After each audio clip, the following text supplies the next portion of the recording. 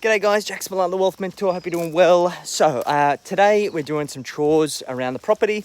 I need to manage the banana plantation because there's too many bananas, and what that means is that the bananas are robbing nutrients from each other, which means that you don't get big bananas and they also don't taste as good.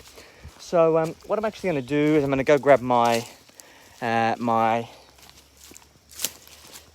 cane growers, my cane knife, and I am going to start chopping some of the bananas. Now, with bananas, the little that I know is that a banana tree will only grow one good bunch of bananas, and if you don't chop it down, it will grow a second bunch, but they're going to be little and they're going to taste like shit. So we don't want little shitty bananas. So we're going to go and chop some of them down. The great thing about bananas is because they're so full of water that they create really good compost to be able to feed your systems that either have not great water or need good ground coverage to retain water. So I'm going to show you a little bit of what we're going to be doing, and let me just give you a little bit of a look. All right, you see that little bunch of bananas? So they're so little, that strikes me, given the size of that tree, is that that's a second bunch, which is not ideal. Let me show you a good bunch compared to those ones, which are massive in comparison, and then those ones too. And Babe's just over here getting some dirt. How you going, babe? It's good. All right, so we've got this big banana tree here. Make sure we isolate the one that we want to chop. There are two here, but they're probably too close together anyway.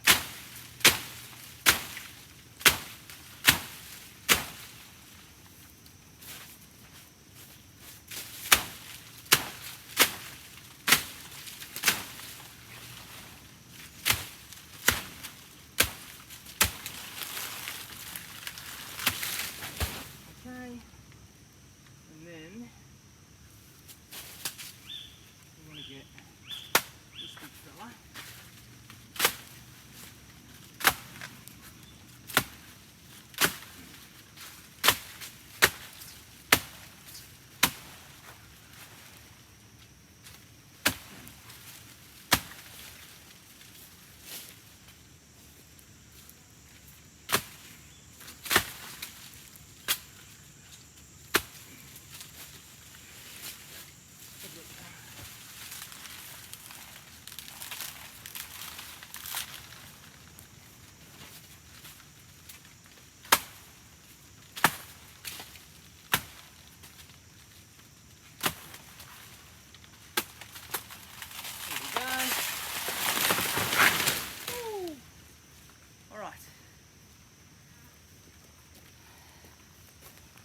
So that's how you bring it down, and we then just start chopping it up. It's already dripping with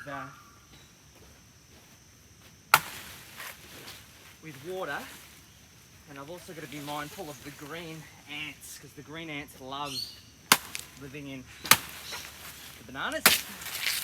There we go. Chop that. Chop that.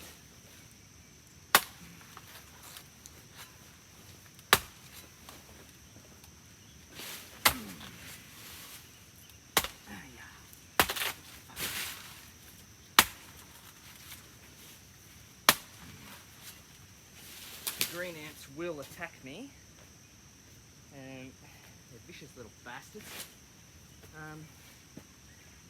A whole colony of them. So as you can see, look at these shitty little bananas. This is not what you want. So we'll chuck that on the compost. And here's a full nest of those little green ants. They're going to be out looking for blood. All right, so I've harvested 2 good things of bananas, and I've also managed to cut myself on on barbed wire. So this is a phenomenal workout. I've been looking for a way to work out that doesn't feel like working out. This is why I love jiu-jitsu so much, because it doesn't feel like exercising. I hate the repetitive, menial, boring running on a treadmill or lifting weights and shit. It's not for me. But this is a good workout. Swinging that cane knife around and pulling the bananas down. It is intense, which is good. I'm gonna get fit pretty quick. Whew. That is fucking hot. So we've got 3 bunches of bananas. We've got 2 already getting ripe. We either need to feed them to the chickens or dehydrate them, because it's a lot of bananas and we're never gonna eat them all. So let me just show you what we've been working on. So the big issue in the tropics is that grass and things that you don't want to grow, we don't call them weeds, because weeds is just a name for a plant that's growing somewhere you don't want it to be, is that it just grows like wildfire. So the key is compost, mulch, and ground cover.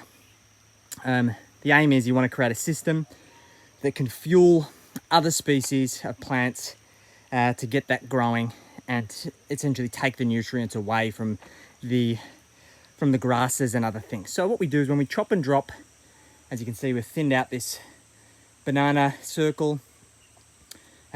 We don't waste any of this leaf litter because it's just so full of nutrients, and it's great ground cover to hold moisture in the soil. This is the driest time of year, so anytime it does rain, we really want to capture that water and get it into the ground.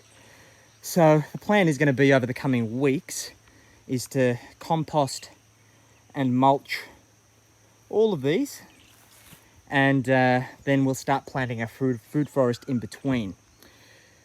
We also need to make some sort of barrier, because there is a natural incline down there, and we don't want to lose all of that water off the side of here. So what we want to do is we want to create what we call a swale, and a swale is basically a water retention trench. So as you can see, I'm not sure if you can see this very well, but as you can see, there's a roll off into a trench that's down there, and down there is no use to us. So what we want to do is we want to probably build up this area and then build stuff along the bank, whether it be guavas, papaya, other tropical fruits that are going to hold the moisture, mangoes, things like that. They're also going to create shade because they're going to create a canopy. So the great thing about bananas is that they don't spread wide, they go up and out, which means that you've got really good ground cover without taking up a lot of square meterage. As you can see here as well, I'm just going to flick this around. We've got bananas planted all along this tree, all along the fence line.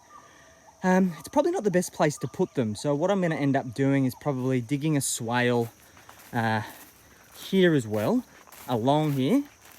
Dig a trench, maybe a foot deep or something like that. And as you can see, it also rolls down towards the end of the bush here as well, and the end of the paddock. So all of your water right now, if it's not absorbed into the ground, is going to roll off down there, which is useless. Hence why that grass over there is so green. The grass is greener on the other side. So this is all going to be our food forest through here. We'll ultimately end up having free-range chickens. We'll probably want to keep the chickens out of here once it's established because they'll eat everything. But for now, we actually want the chickens foraging through here, pooping, enriching the soil.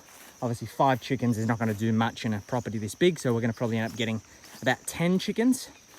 And then what we'll end up doing is once we've got this area established, we're going to then start working on clearing all of this grassland as well. So that's the plan.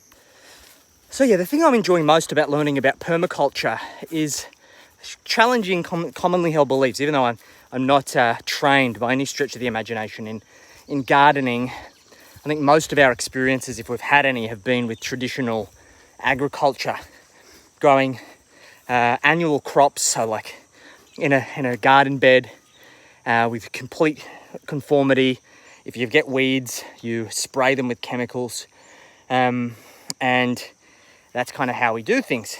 We want to do things not only completely organic, but we want to do them in a way where we can actually create systems that support each other and basically don't leave enough room for weeds to get in.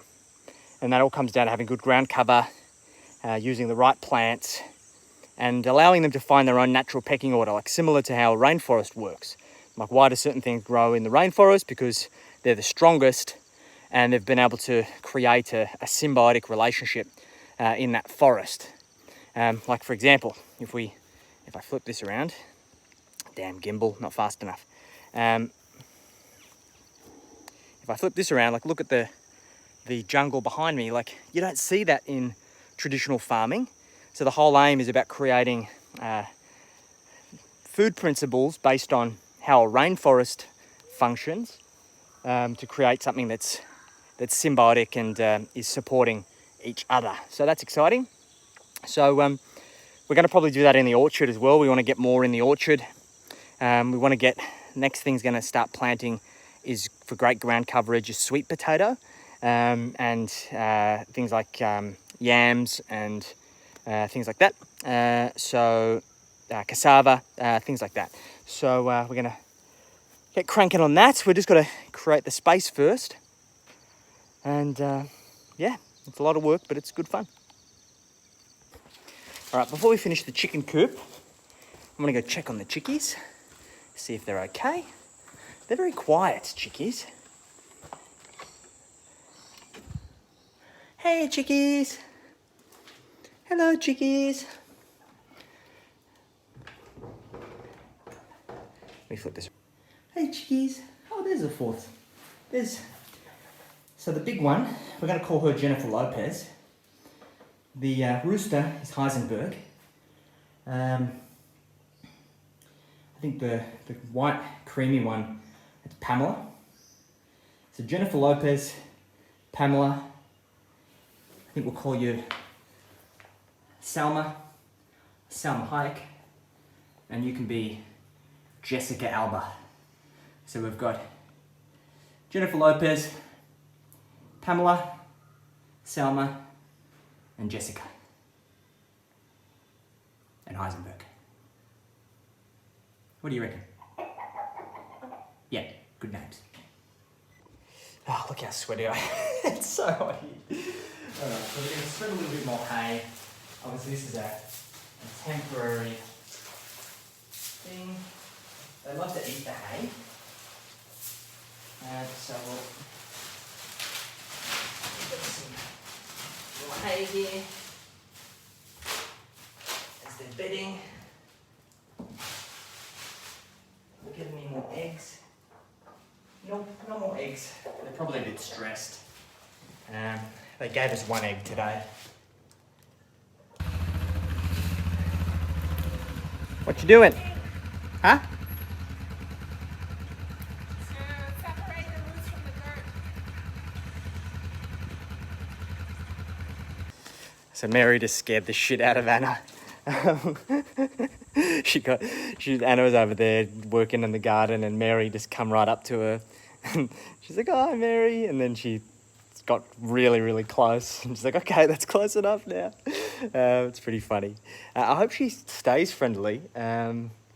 It'd be really cool to have a cassowary as a pet. I'm not sure what the dogs will say about that.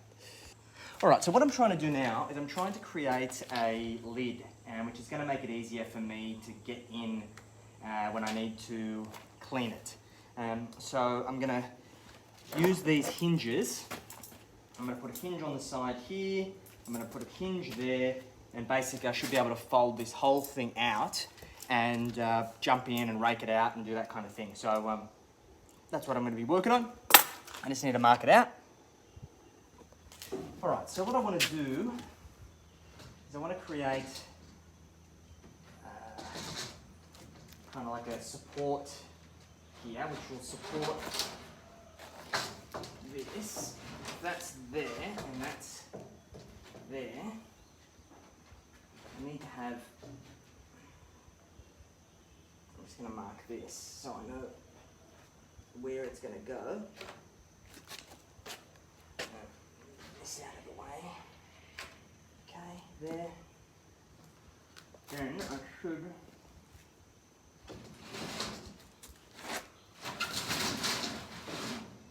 be able to move that.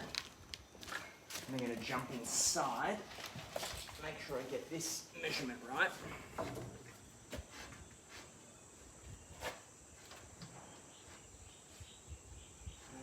There, about there.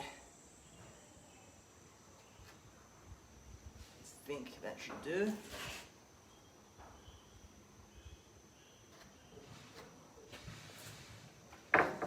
Let's get my square.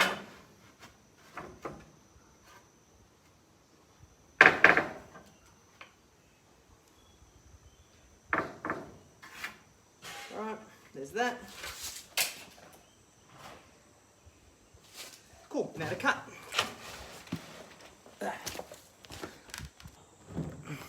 Okay, put my protection on. Put this on. Secure this to the table.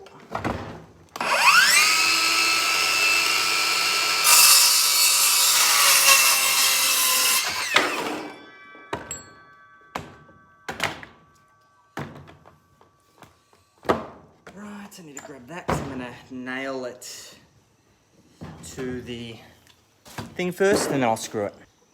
Okay, so now it's time to nail this into place. I think if I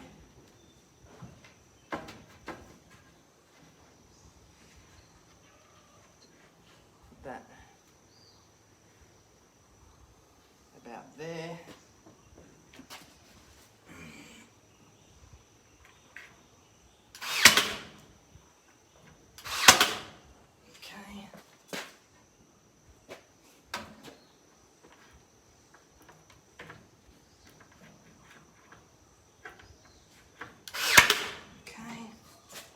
I will just check it, make sure this is going to sit properly.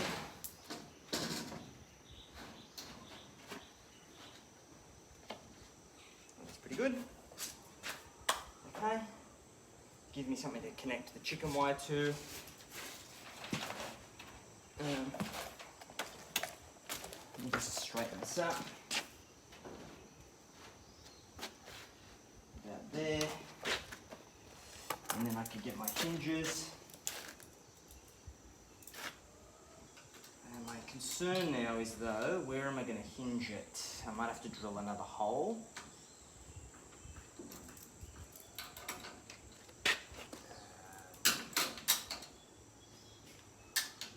I'm not sure if that's going to be strong enough.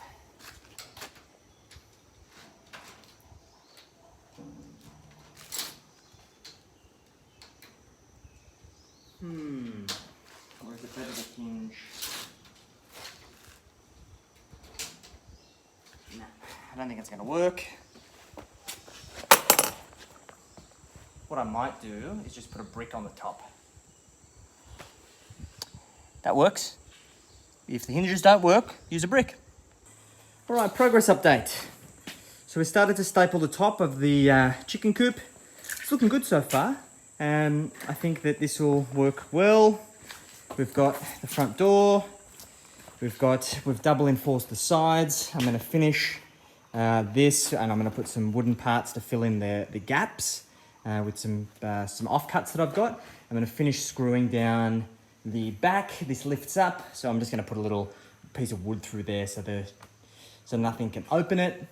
I am going to move this roof back a little bit. So we've just got a little bit of an overhang for rain, so there's just no rain that can get in. But it's coming together pretty good. Let's do a little bit of stapling.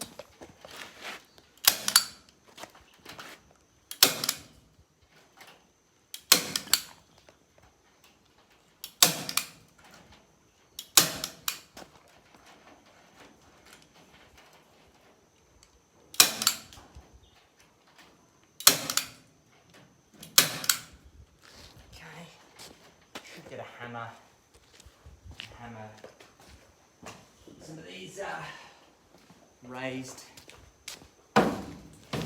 nails in.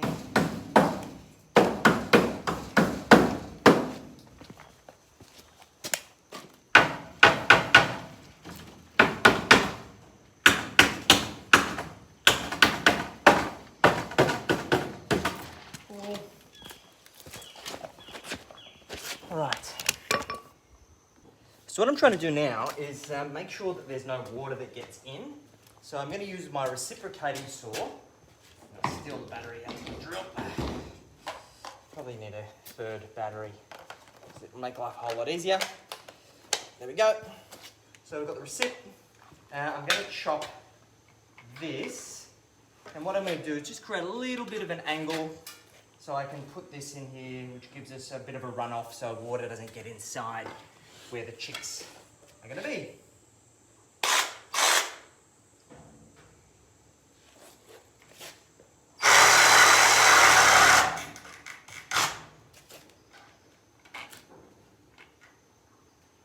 Probably makes sense if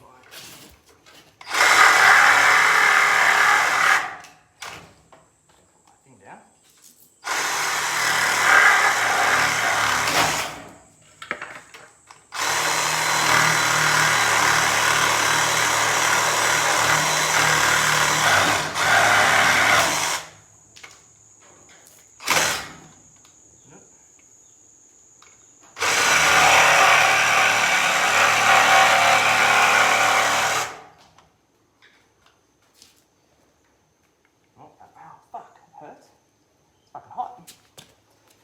The saw blade, I don't think that's how you use it. Alright, so I have now put this stapled, nailed all this into place, mounted that flush. We've got a little bit of an overhang on the back for the rain.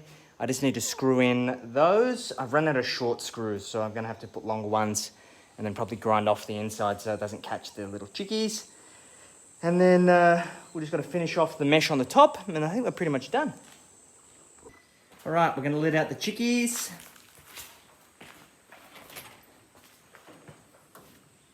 Chickies. Chickies. Come on. Come on. This is your home now. Chickies. Come on, chickies. Chickies. Come on.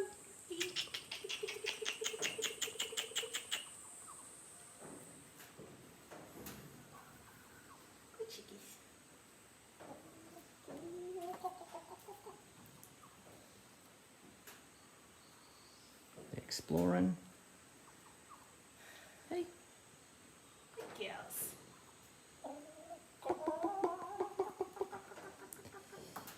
That one's J-Lo. The big one. The thick one. Yeah, the thick one's J-Lo. And that one's Selma. Selma? Yeah. Okay. And then the blonde one is Pamela. And then the other one is Jessica. Jessica. Yeah. That is a good name for her. And then Heisenberg. So, J-Lo. Yep. J-Lo. Selma. Selma. Yeah. Pamela. Pamela and Jessica. Yeah. And then Heisenberg. All right, time to cool myself on the in the river. 'Cause it is hot. It's not that hot today, but it's hot enough. Let me get my feet wet. I need to keep an eye out for Mary and Bob because I expect they'll be cruising around near the river today. And the river is much deeper because of the rains that we had.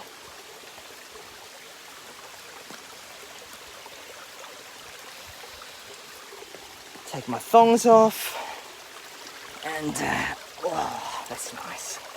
Oh yes. Oh, that's good. Wow. What a beautiful spot.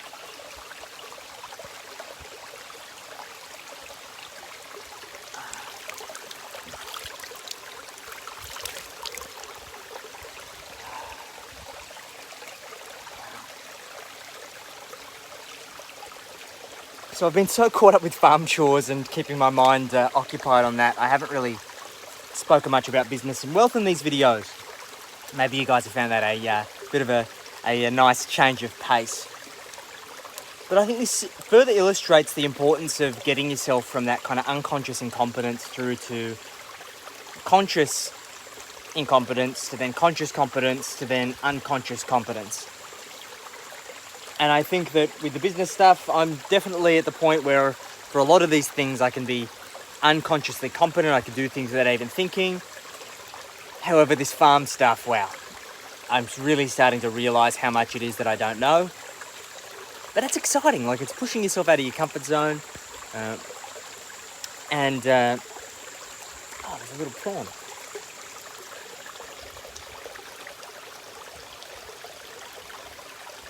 There's a little prawn here. I got distracted. That's a good sign. Little prawns. So, having that excitement of that unconscious, or now conscious incompetence is great. It feels good. It feels good to learn new things, and it feels good to push yourself out of your comfort zone, and it feels good to kind of have the unknown become known in respect to so much more I need to learn to be able to run this farm and realise my vision of building the retreat centre and the guest accommodation and having all of the animals in the sanctuary and all of these things. It's starting to happen. We've got our first 5 animals from the sanctuary. Let's say plus Yorkie is 6. Hopefully with Normie will be 7. And then I think the next one's going to be some cattle we're going to look to rescue.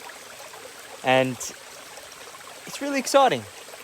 And I know that as a result of having this excitement here, how I'm going to show up in the business is going to be with so much more energy, so much more passion, so much more determination and commitment. We're going to achieve more results. Like, I even found it through our 8 months traveling around Australia, having that uncertainty of being on the road and the excitement of new locations and all of these things paid dividends in the business. It's no surprise that we've had our best back-to-back months since I left.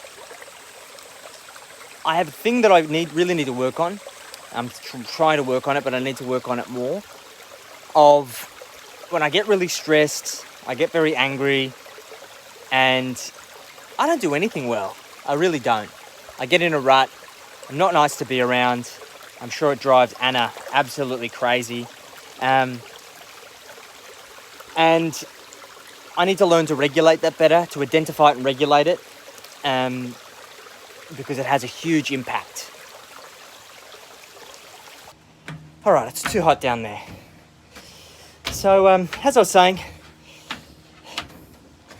having this balance of things that bring you excitement make everything else so much easier, right? And you get so much more results as a result of just having that balance. And the thing I've come to realize is that most people don't realize how out of balance their life and their business is until such a time as they actually take time out, because it's so easy for it to fly under the radar and for you to really lose sight of what's truly important. So I know I've said this before, but it's so important to take time out of your business. I advocate 2 weeks every quarter, at a very bare minimum, 1 week every quarter. There's no point being in business if your business cannot afford you to be out of it for 1 week every quarter.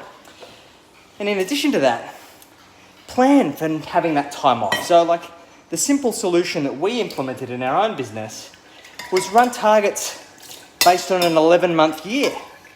So instead of, let's say, for example, you've got a target of 1.2 million over the year, instead of expecting that you're going to make 100 grand over the January-December period, sorry, I'm just making a drink.